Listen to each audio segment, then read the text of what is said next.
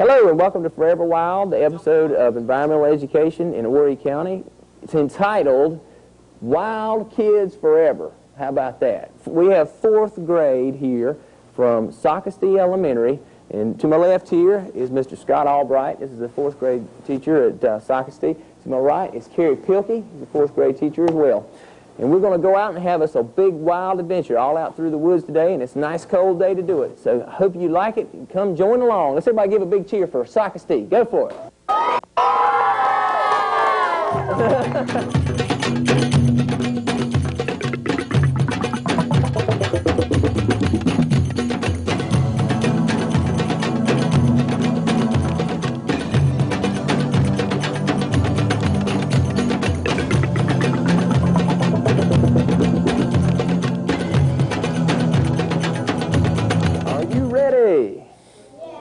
So what in the world are we going to do with a ball of string and a bunch of cards?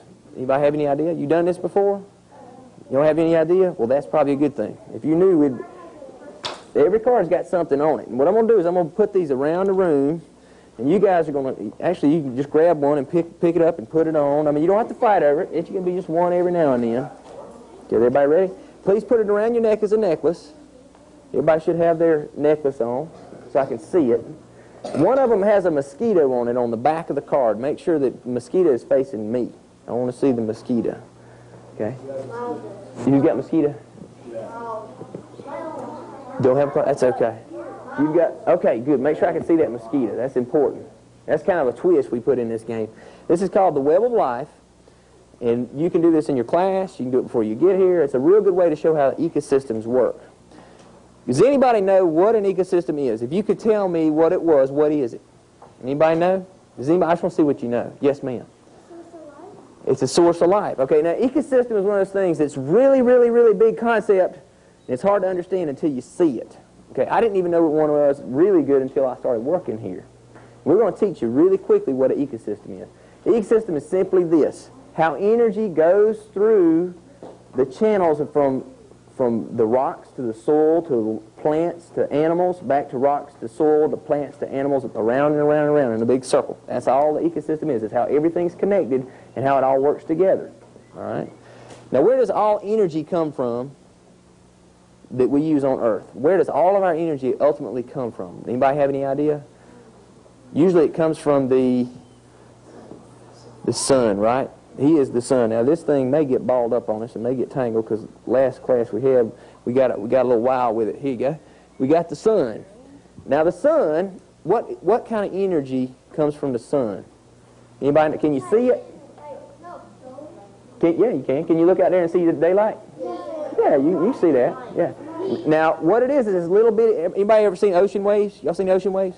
Well, think about little teeny tiny microscopic waves going about a bazillion miles an hour, so fast you can't even think that fast.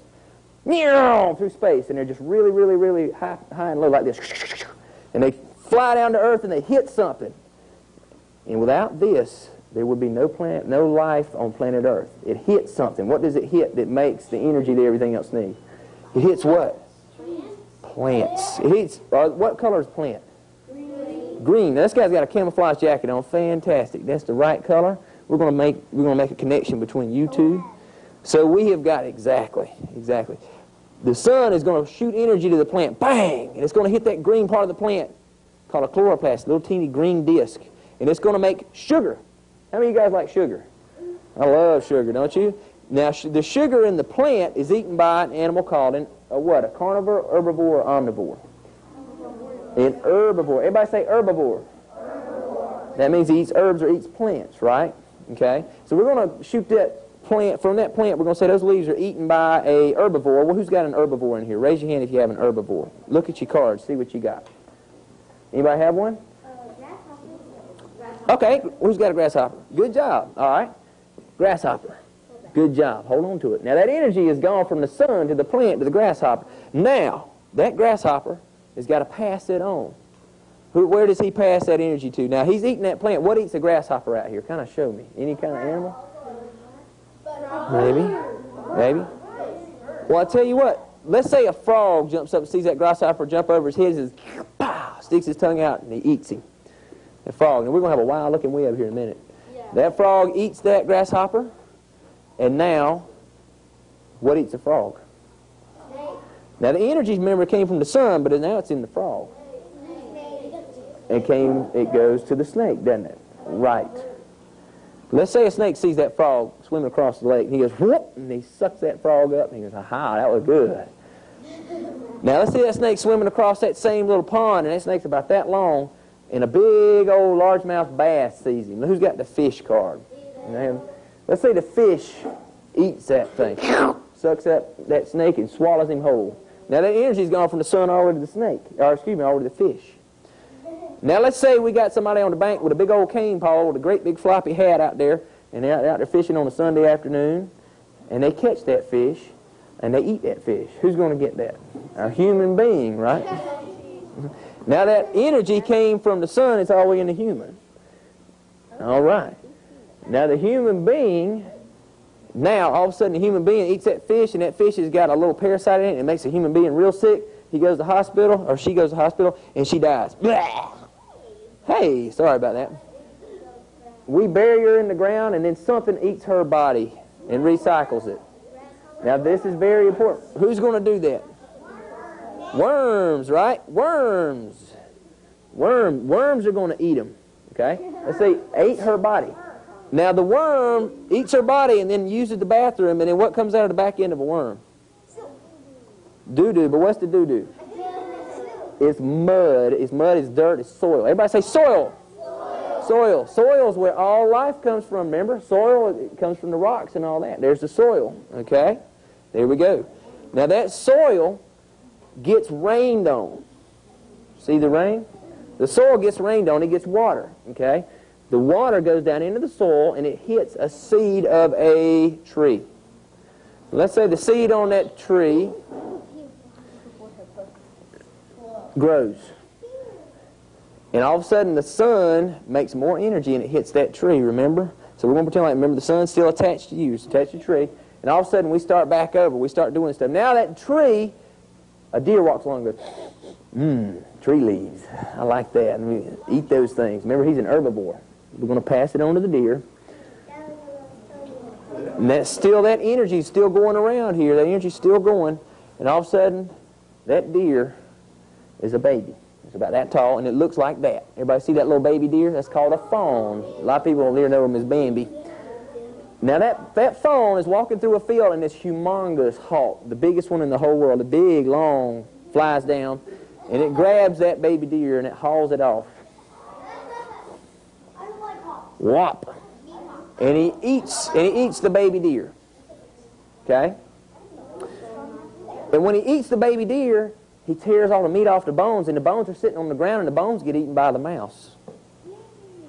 Okay?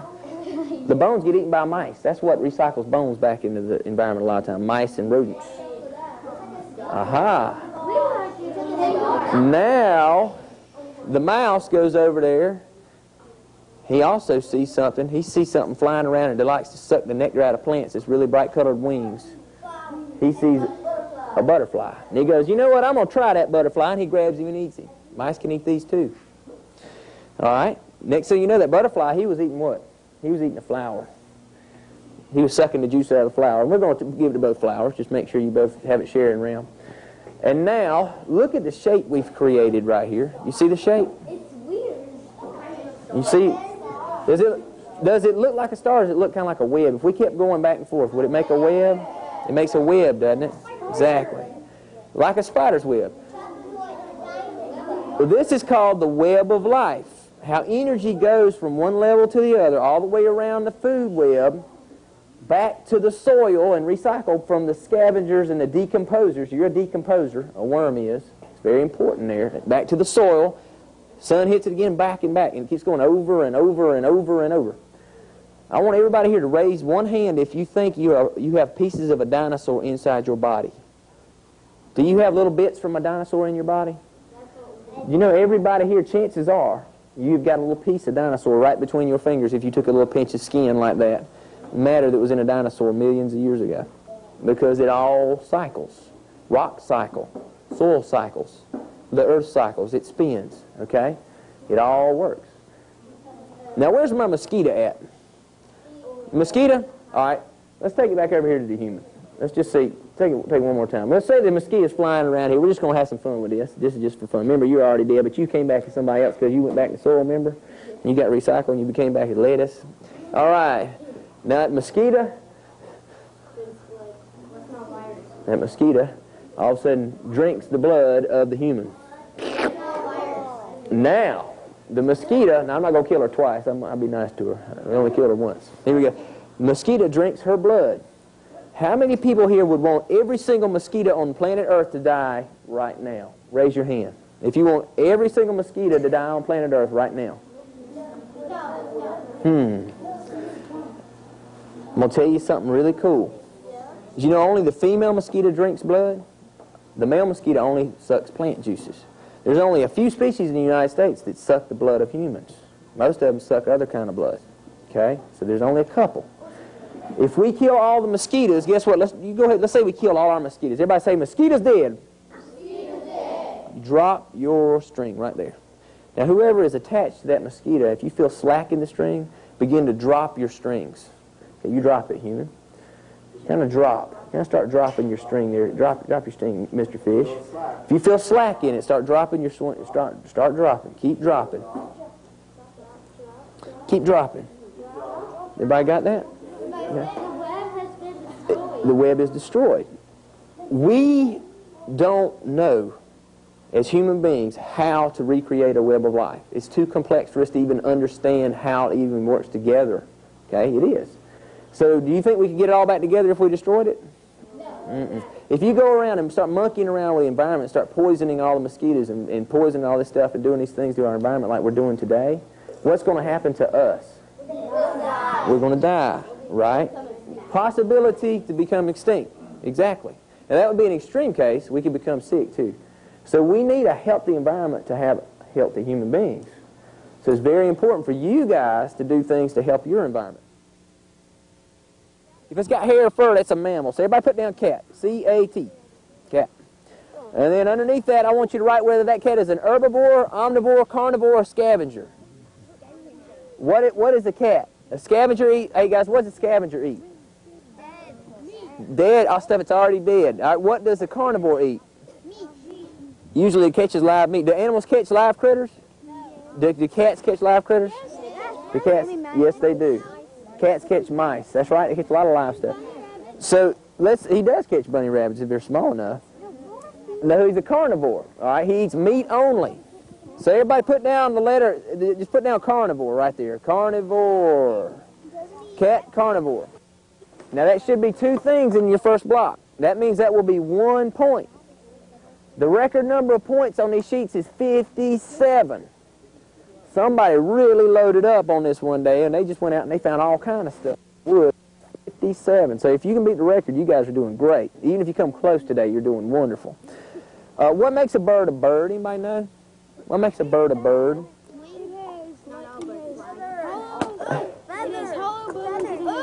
Right. Hollow bones and feathers. Okay, now when you see it, you're going to see the feathers. You're not going to see the bones like that. But the feathers are what makes it. Well, if you see a hollow bone, well, I guess it would be a bird. Feathers. Okay, any animal with feathers is a bird. How about a reptile? What makes a reptile a reptile? Scales. Now, if you let them out on land, are they wet scales or are they dry scales? They're dry scales. Now, what makes a fish a fish? Wet. Usually it's got wet scales, right? Right. Okay. All right. Now let's see this. How about amphibians? What makes an amphibian amphibian? Wet. Does an amphibian have scales? No. Amphibian means 2 lives. It means it lives part of its life on land and part of its life on water. Okay? So that means it could be a frog, it could be a tadpole, it could be a toad, things like that. And it could be a salamander. A salamander is a real slimy looking lizard thing. But all of them will have some kind of really moist skin. Usually it's the skin they have. A toad will have a little drier skin, but everything else is real moist. If you see moist, sticky skin and no scales, it's an amphibian. What about an invertebrate? What is an invertebrate, guys? Anybody know? It's something without a, everybody lean over, rub it. Without a backbone, right. So that's what, it could be an insect, a snail, a spider, anything like that, okay? Any kind of critter like that. Everybody knows plants, right? Anything like that? How about fungus? Poison ivy. what makes a fungus a fungus? Anybody know? No idea. If you see something that is not green and it's growing on a tree or on the ground and it's growing now, chances are it's a fungus. 9 times out of 10, it's a fungus, okay? Do not collect fungus. Leave it on the ground, okay? Please, leave that on the ground. Only little critters like beetles and insects, stuff like that. Spiders we're going to leave on the ground because we've had people come out here and I've accidentally had instances where people have had spiders that were pretty venomous in their hand like this and go, hey, look at this. Make sure you use a stick or something if you're going to look at a spider, but don't harass them because they get very aggressive really quickly. Be careful with spiders. Chances of finding that spider here today are 1 in a million because it's so cold. All right, usually they freeze out. Here we go.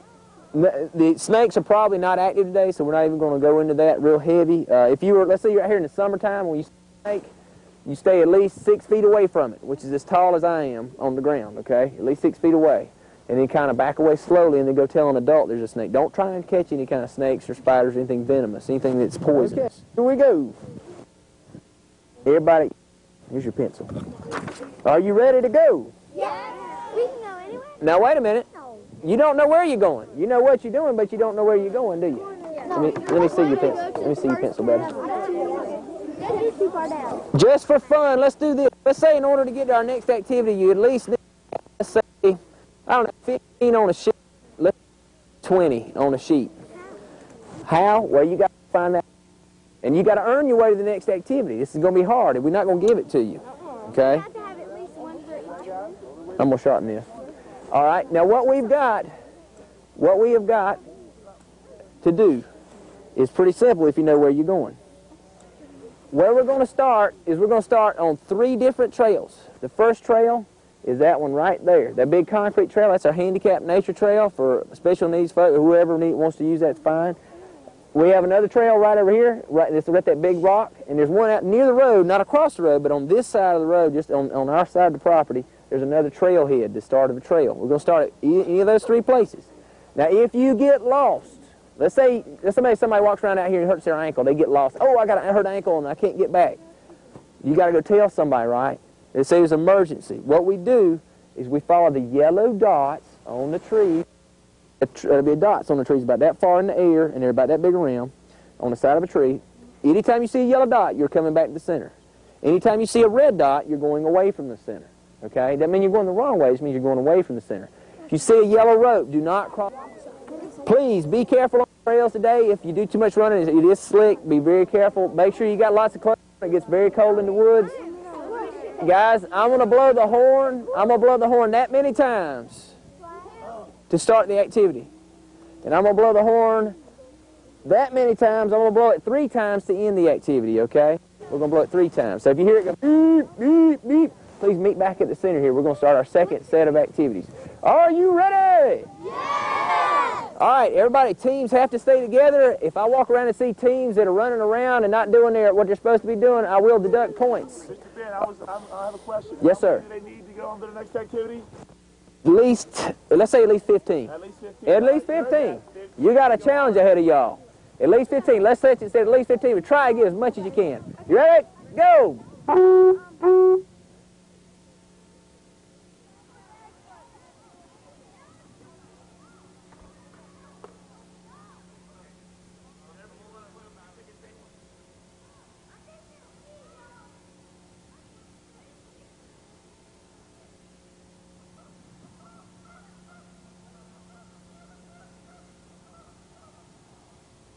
Come back off the beaver dam. Don't go too far out there. Hey, wait a minute. You can fall through it today.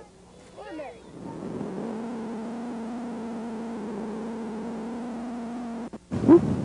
All right, now what we have, okay, let's see if we get this little critter here. It's got a bunch of legs on it. You see that little booger?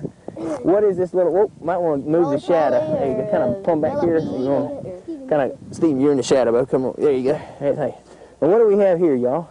A millipede. It's a millipede. What do millipedes eat? Anybody know? Plants. They eat plants, so it makes them it starts with H. Herbivore. Herbivore, right? So, because herbs are plants. Herb is a big plant, evidently. Here we go. We're going to put him back right here. Lives in the leaf litter. That one there is hibernating. Is it 35 degrees out here today? We have got stuff that's alive in the leaf litter. Look at here. What is this? And all this stuff stuck to it. Giant slug. Giant, it is. It's a big slug. What do slugs eat? Herbivore. They're herbivores and they eat plants, okay? They eat a lot of our crops and stuff like that, too. And they got, what do they have on the outside right there? What's that? Slime. Slime and camouflage. Exactly. Then you're a smart fella. And he was hiding inside this hickory nut right here. Look at there. He's just looking for a place to hide. That is really cool. We already had that in there. He's saying, man, it's cold out here. I want to get warm. Climb in there. Whew. Good job, guys. You find a lot of different things. Let's see what else are some of the things you found. Have you got anything else alive? We just have that and Okay, we're going to put the millipede back. Oh, you got an ant. Oh, let's see. That's a huge ant. That's not a fire ant right there. That's something different. This is a native ant in South Carolina. Let's see. Whoop. All right. All right. Oh, here we go. Oh, I can't get him off. There's a little. There you go. That's they call the red ant, eastern red ant. He's sitting. He looks kind of brown in the winter. Look at him. Look at there. Big old rascal. So even the ants are out, even though it's about 30 degrees outside. They're still out moving around and eating. What do ants eat? Anybody know? Plants and other They eat critters. anything, right? So we could call them scavengers, right? Scavengers, and they help to decompose stuff back in the soil. Just like, that's what they do. They eat like just like mice. They eat the corns, leftovers. All right. They can eat anything they want to eat, just about. Anything that's been alive at any time. It's neat. Any kind of stuff. All right, little ant. There's our little wood ant. Okay, let's put him back in here. We'll back in there. Go, buddy. All right, good find, y'all. And there's a sweet gum ball right here you found. And there's also a baby, what's this little thing here? Baby pine tree. Exactly. See the roots on it? Real long tap root coming out the bottom there. And just a little bitty top. Let's see this big root. All right, good find, y'all. Give yourself one big clap. All right, excellent. You guys are eco-explorers.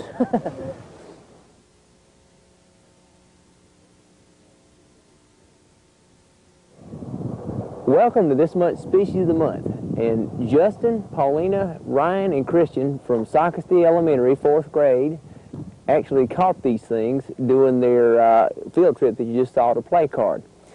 We're going to be looking at the cricket frog today. He's our Species of the Month, and he was caught right out of Playcard Swamp. Right now, it's in the middle of January, so this water here is about right at 40 degrees Fahrenheit, and the air temperature is probably mid-40s today, mid to high 40s. So it's a real cold day, and you wouldn't think frogs would be out in the cold like this. This is a really cold-tolerant species frog, and let's pull him out and see what his characteristics are for survival. Let's see what he can do. Ooh. He's probably going to jump right in the swamp, too. We have got this cricket frog in our hand, and you may see him only for a split second because he will jump as soon as he sees daylight. You can see there, whoa, that little cricket frog has got a little Y-shaped mark on his back. He's got little warts all over his skin, and he's got very highly webbed feet on the back. He's about the size of a cricket, and they sound like a cricket singing at night. They really sound like a cricket. Wow, that's amazing he hadn't tried to jump. They're very good leapers, and they'll jump a long distance. They can jump 3 or 4 feet in a jump. That'd be like us jumping over the side of your entire school. That's a long way. So this little guy right here is a winter-tolerant species, and one of the ones you need to look out for in your swamp or pond or marsh near your house. It's the, I believe this is the southern version of the cricket frog. And the most important part about catching any creature from its natural habitat is to always return that creature back to its native habitat. That way lots of other animals can enjoy that creature's presence. We're going to let him go back in here and let him become part of the cycle of the web of life, the cricket frog. See you later, buddy. We'll put you in this cold water. Let's put you, let's put you on something here. Kind of get you used to that water. There you go. He's back in our swamp. And if you would like to go out and show some kids some really neat areas along swamps and marshes and habitats of that nature, especially if you're, say, a 4th grade teacher or anybody organizing a group, you can use this book as a good introductory guide. It's Swamps and Marshes. It's a book put out by the Troll Associates, and it's used in several of the schools in Horry County as a story, a background story on the habitat of the marsh. Another good guidebook you can also include with your adventure would be the National Audubon Society's Pocket Guide to Familiar Reptiles and Amphibians of North America. This is an excellent full-color guide that is small enough to put into your pocket and has most of the species found in South Carolina. It's an excellent species full of bright, vivid colored pictures of any of the reptiles and amphibians in this area, of many of them. Not all of them, but most of them are included. It's a really good guidebook to get your kids as well. I tell you what, sometimes we have some events at Playcard. They're just amazing. In the past 2 or 3 days, we have had about 3/4 of an inch of ice covering all of the trees out here. It looked like a winter wonderland and a bunch of spun glass instead of trees in the woods. It's been an amazing event, but it really caused a lot of limbs to fall down and the tops of trees to be broken out. We're sitting here in a good example of a pile of those limbs along with the ice that caused that damage right there. All of this ice was once coated. You can see some of that coated to the bottom of that right there right now. Coated all over these pine fronds right here, and it pulled them down to the ground. And the cold also makes the wood brittle, so it breaks very easily. Well, when it hits the ground, it makes a fantastic habitat for wildlife. You'll have deer move into the area and start eating this browse here in the next couple of weeks. All this green material is excellent food for them in the wintertime. You also get a very highly supplemented area, a good habitat of thickets. It makes good thickets for rabbits. So your rabbit population is increased for the next year, as well as your snake population goes up. It does a lot of really good things to the environment, and it does increase the chances of wildfire because it puts a lot more wildfire fuel on the forest floor. Without disturbance events, we wouldn't have the amount of diversity or the number of tree species in a forest that we do. This allows for more light penetration when the top of a tree hits the ground. Therefore, you might have different shade-intolerant species, such as pines, come back and grow up quickly. We've got a little baby pine tree growing up right there in this little hole made by our nature trail, which was made last year. So the forest is a ever-changing dynamic ecosystem, and ice storms are just one of those special events that may cause us a lot of, as human beings, a lot of mess and aggravation, but it's very important to our forest community to have those events. Well, that was a great episode of Forever Wild. We'll hope you enjoy our next episode coming up, when we take you out in the swamps and the wetlands and explore the water world that Playcard has to offer. On behalf of Socastee Elementary School right here, who's done a fantastic job with their 4th grade classes. Everybody give a shout out to Socastee one more time. Go for it. Ho! All right. I'm Ben Abercrombie, Ben Roadkill Abercrombie. Thank you for watching Forever Wild.